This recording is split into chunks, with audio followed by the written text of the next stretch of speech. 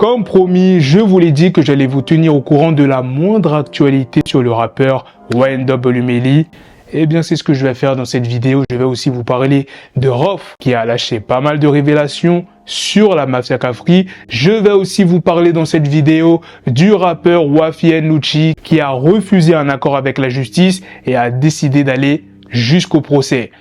Ice Spice a choqué ses fans lors du Summer Jam. Elle a fait quelque chose, je sais même pas si je pourrais le montrer dans cette vidéo. En tout cas, si c'est trop chaud pour que je puisse le montrer ici, je le montrerai sur mon Telegram. Pour ceux qui ne l'ont pas, le lien est dans la description. L'été arrive bientôt, profitez-en car We Are Shea Nation a mis une offre intéressante et pas mal de nouveautés. Donc si tu veux briller sous le soleil, c'est le moment. Il y a l'offre essentielle en ce moment, c'est tout simple. Tu mets 2 produits de la catégorie essentielle dans ton panier et l'un d'eux sera offert. Par contre, s'il n'y a aucun produit qui t'intéresse dans la catégorie essentielle, tu peux aller dans une autre catégorie. Par exemple, il y a cette chaîne qui t'intéresse, tu veux prendre ce pendentif, tu le mets dans ton panier et avant de valider ta commande, tu rentres le code BLACKTRAP30 et tu auras droit à une bonne réduction. La livraison est gratuite dans tous les pays et n'oubliez pas que vous pouvez payer en plusieurs fois. Lil Durk dit qu'il veut rassembler les musulmans de Chicago ensemble pour prier dans un lieu privé pour qu'ensuite il n'y ait plus d'embrouilles dans les rues. Il dit « Je vais organiser la plus grande prière à Chicago pour les musulmans pour rassembler tout le monde. Mettons notre fierté de côté, puis après avoir éliminé les problèmes de la poitrine, aidons les embrouilles à s'en aller. Lieu privé, The Voice. » Kiki vient de s'offrir une Lamborghini à 350 000 $. Il a attendu plus d'1 an pour avoir sa Lamborghini du concessionnaire. Je vais te montrer maintenant le discours très touchant de la petite sœur de Tupac pour l'inauguration de son étoile sur le Hollywood Walk of Fame. It fills my heart with honor to stand here today representing the Shakur family. Tupac knew deep down that he was always meant for something great. And as his little sister, I had the privilege to watch that greatness unfold. From the first time he stepped foot on the stage of the Apollo Theater at 13 years old, before anyone recognized his name, he knew he had the dream to have a star here on the Walk of Fame.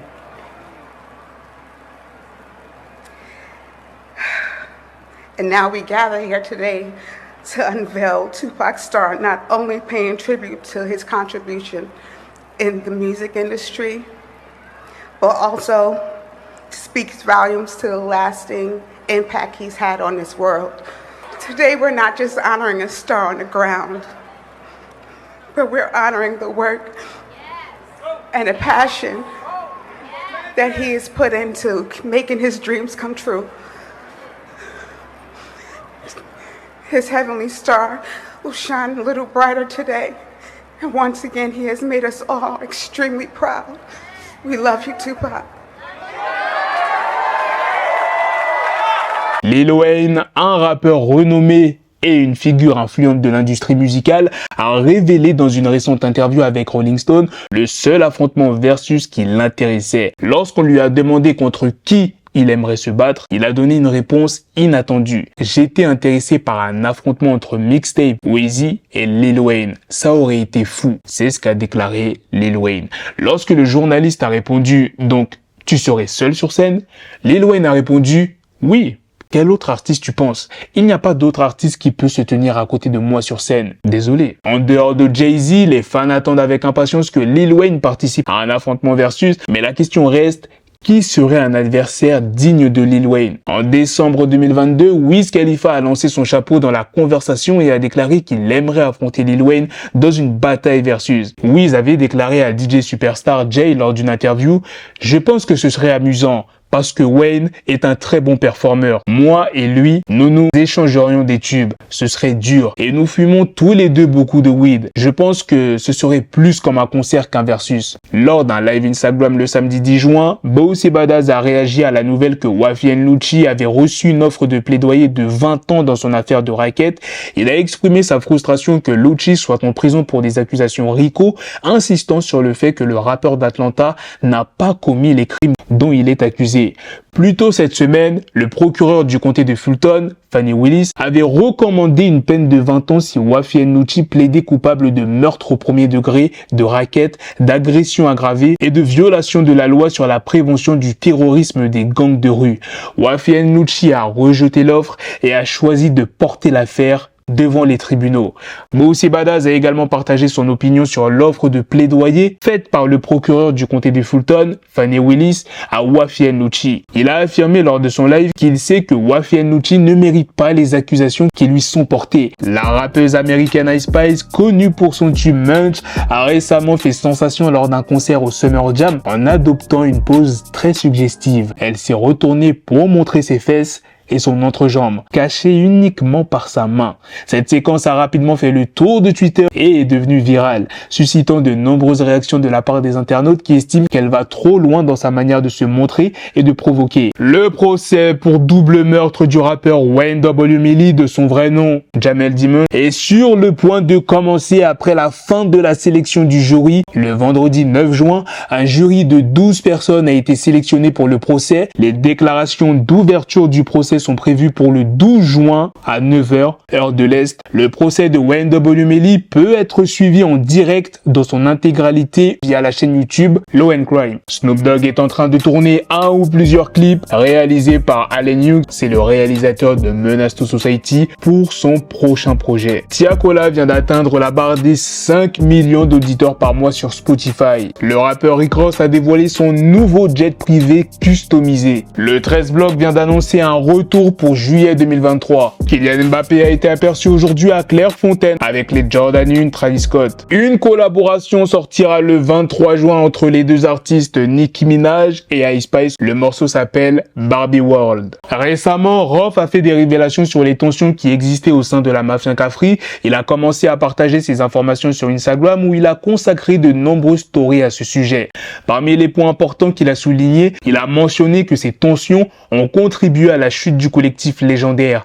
Kerry James, un autre membre du collectif, a été particulièrement ciblé par Rof dans ses révélations. Rof a également partagé des détails sur une affaire qui a opposé le collectif à MC Jean Gabin, qui s'est terminée par une bagarre dans une station d'essence.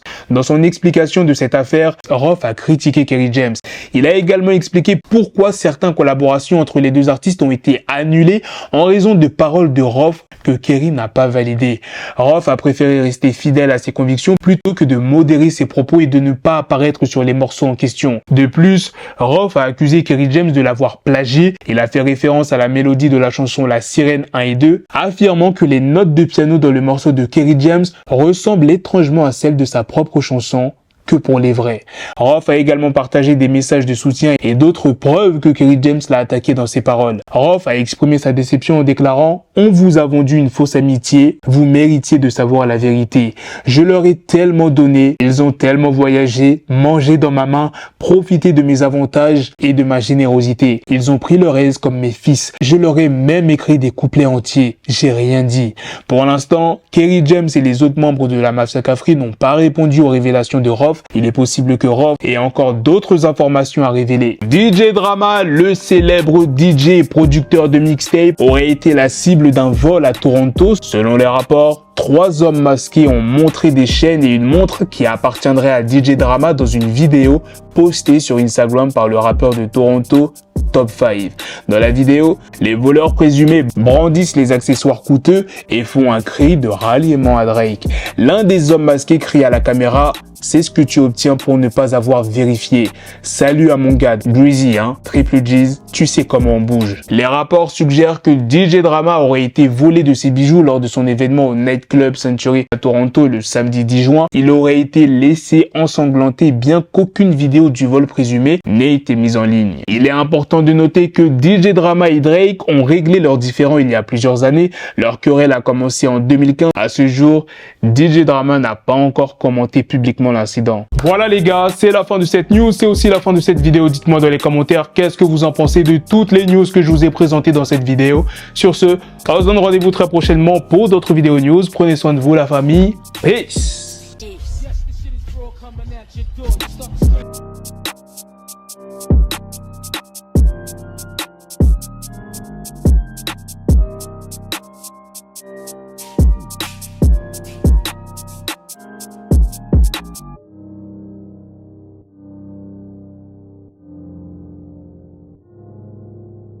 Scary made this cold.